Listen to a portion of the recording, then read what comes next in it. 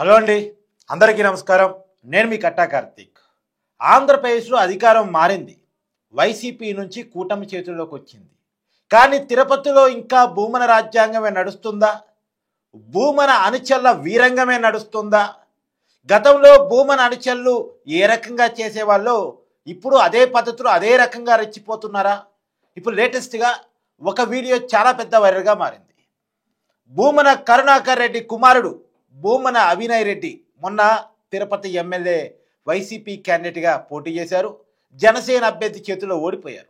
ఈ భూమన అభినయ్ రెడ్డి అనుచరుడు అనిల్ రెడ్డి ఒక దళిత కుర్రవాణ్ణి, అతని పేరు పవన్, అతన్ని తన ఇంట్లో బంధించి కొట్టుతున్నటువంటి వీడియో ఒకటి వైరల్గా మారింది.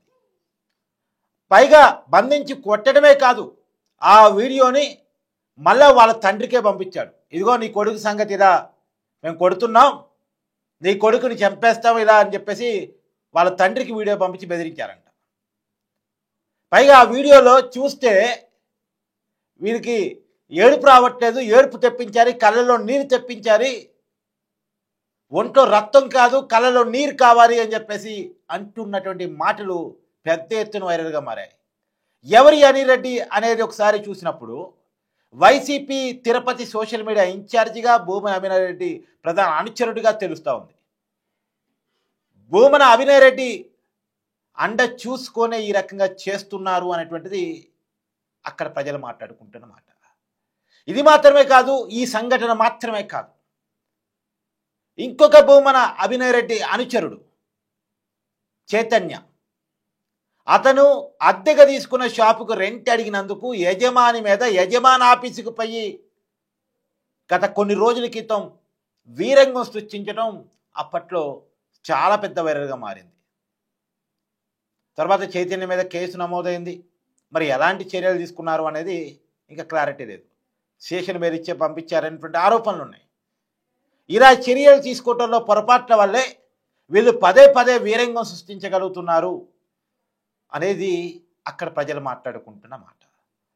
ఈ రెండు సంఘటనలు మాత్రమే కాదు, ఏకంగా భూమన అభినయ్ రెడ్డి ఓడిపోయిన ఎమ్మెల్యే క్యాండిడేట్ ఉన్నారో వైసీపీ నాయకుడు భూమన కరుణాకర్ రెడ్డి కుమారుడు. భూమన కరుణాకర్ రెడ్డి అక్కడ 2 సార్లు ఎమ్మెల్యేగా పనిచేశారు. టీడీడీ బోర్డు మాజీ చైర్మన్ ఆయన కుమారుడు భూమన అభినయ్ రెడ్డి ఏకంగా పోలీస్ స్టేషన్కి వెళ్ళి అరెస్ట్ చేసిన తమ అనుచరుడిని స్టేషన్ అంటే రిమాండ్లో ఉన్నటువంటి వ్యక్తులను కూడా బలవంతంగా స్టేషన్ బయట తీసుకొచ్చే ప్రయత్నం చేస్తాడంట. స్టేషన్ లోపలికి వెళ్ళి కుర్చీలో కూర్చొని సెటిల్మెంట్ చేస్తాడంట.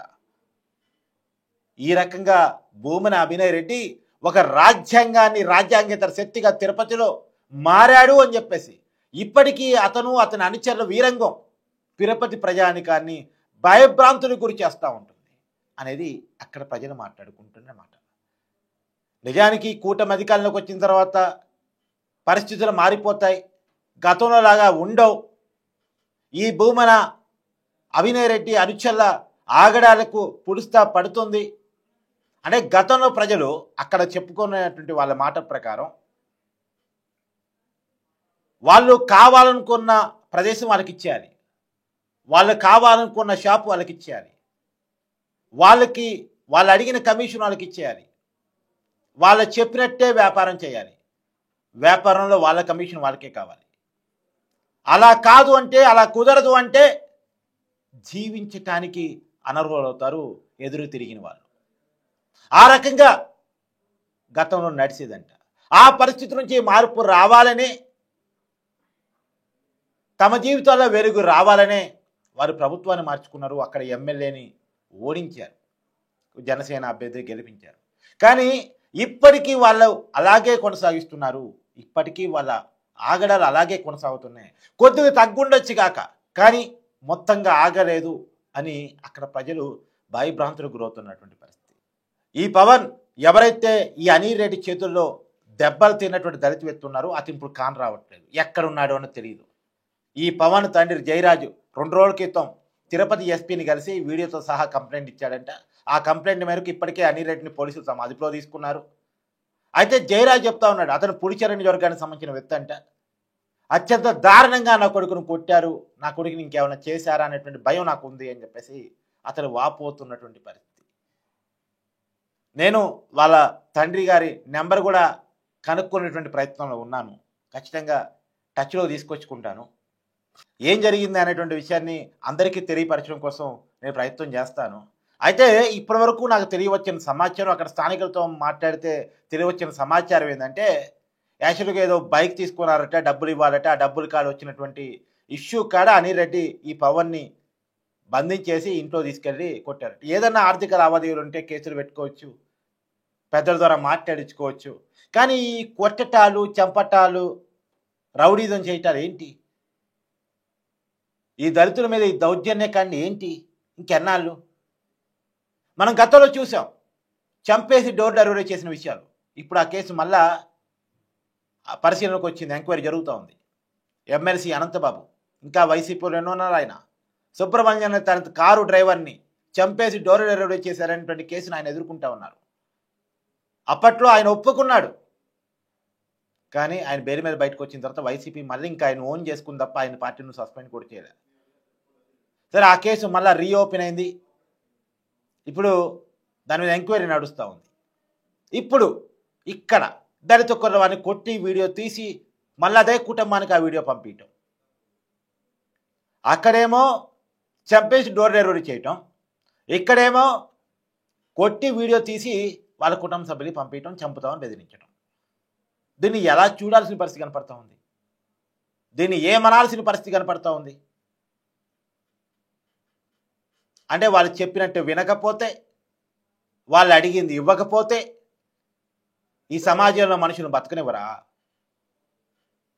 ఏది ఏమైనా భూమన అభినయ్ రెడ్డి అనుచరుల ఆగడాల మీద ఖచ్చితమైన ఉక్కుపాదం అవసరం, పోలీసు ఉక్కుపాదం అవసరం అనేది తిరుపతి స్థానిక ప్రజలు కోరుకుంటున్నారు. మేము ప్రభుత్వాన్ని మార్చుకున్నాం, ఎమ్మెల్యేని మార్చుకున్నాం, కానీ మా జీవితాల్లో, మా పరిస్థితుల్లో మాత్రం అనుకున్నంత మార్పు, సరే వచ్చింది రాలేదన్నది కాదు, కానీ అనుకున్నంత మార్పు ఇప్పటికీ ఇంకా సాగుతూనే ఉన్నాయిగా.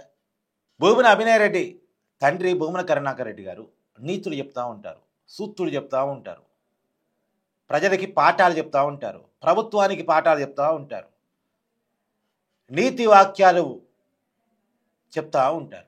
మరి ఏంటి సార్ ఇది? మీ కొడుకు గారి నిర్వాకం, మీ కొడుకు అనుచర నిర్వాకం, మీ అనుచర నిర్వాకం ఏంటి సార్ ఇది? దీన్ని ఏమనాలి?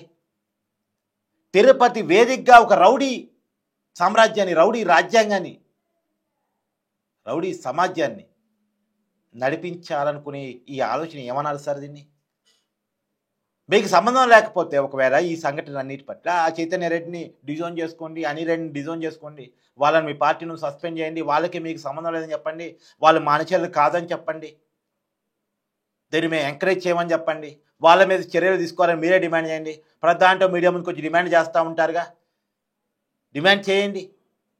చేయగలరా? చేస్తారా? లేదు, పాములకి పాలు పోసి పెంచినట్టు రౌడీజాన్ని కూడా పాలు పోసి పెంచుతారా? భూమన కరుణాకర్ రెడ్డి తేల్చుకోవాలి.